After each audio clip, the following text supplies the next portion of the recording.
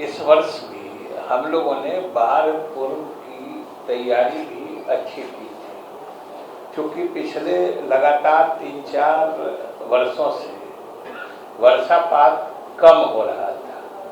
और इस बार शुरू से ही, हालांकि उन लोगों का भी भविष्यवाणी या प्रेडिक्शन रोज रिवाइज होते रहता है, लेकिन मौसम विभाग ने शुरू में ही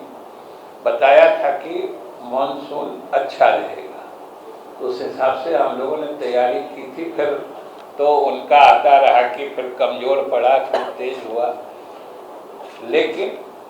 हमारे यहाँ जो बाढ़ की स्थिति बनती है वो हम लोगों के यहाँ मानसून की स्थिति से कम प्रभावित होता है,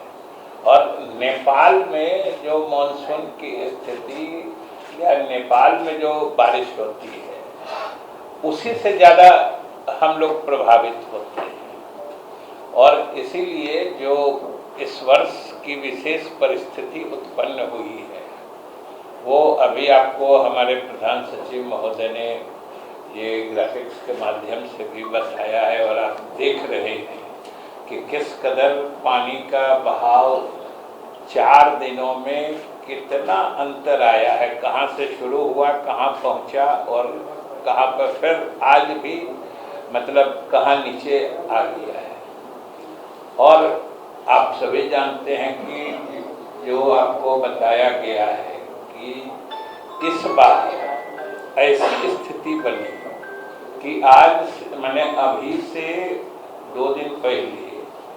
नेपाल में लगातार करीब 60-70 घंटे तक इतनी ज़बरदस्त बारिश हुई कि हम लोगों को 2-3 दिन पहले से ही इसका कुछ आभास हुआ था, और हम लोगों ने विभाग में निर्णय लेकर सारे अधिकारियों को इस परिप्रेक्ष्य में अलर्ट भी कर दिया था। लेकिन जो अनुमान था या नेपाल में भी बारिश की संभावना की जो भविष्यवाणी थी वहाँ उससे भी अधिक बारिश हो गई। नतीजतन क्या हुआ कि समझिए कि जलस्राव या दबाव इतना अधिक आया है कि अभी पिछले लगभग समझिए कि 50 घंटे, सही आपसे साझा ये भी करना है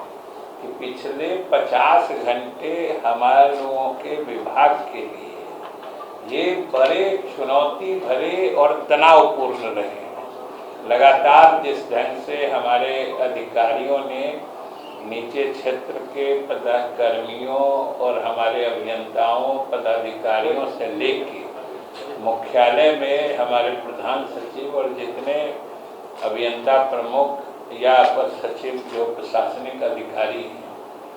सब लोगों ने जो पिछले करीब 40-50 घंटे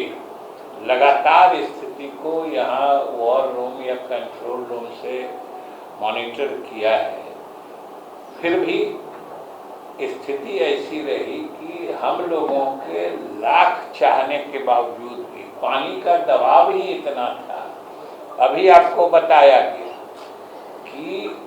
लगभग जितनी नदियां नेपाल से आती हैं, आप पश्चिम में घाघरा गंडक से ले लीजिए और बीच के हिस्से में होते अगर सबसे पूरब की ओर जाइए तो कोसी महानंदा बेसिन तक, ये अभी तक का एक तरह से सारे रिकॉर्ड टूट गए हैं।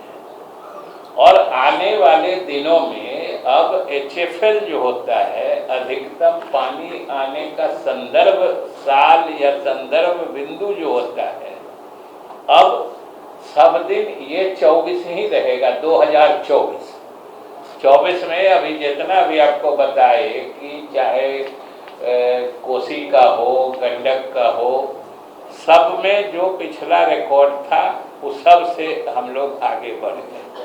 अब इन्होंने बताया कोसी में डिस्चार्ज की हालत इन्होंने बताई कि जो 1968 में जो मतलब 7 लाख करीब 70,000 के आसपास डिस्चार्ज आया था, उसके बाद से, हालांकि इस बार 666 ही था, लेकिन 1968 के बाद से 666 भी कभी आज तक नहीं पहुंचा। ये हालत है। मतलब 56 साल का सर्वाधिक जलस्राव इस बार आया है।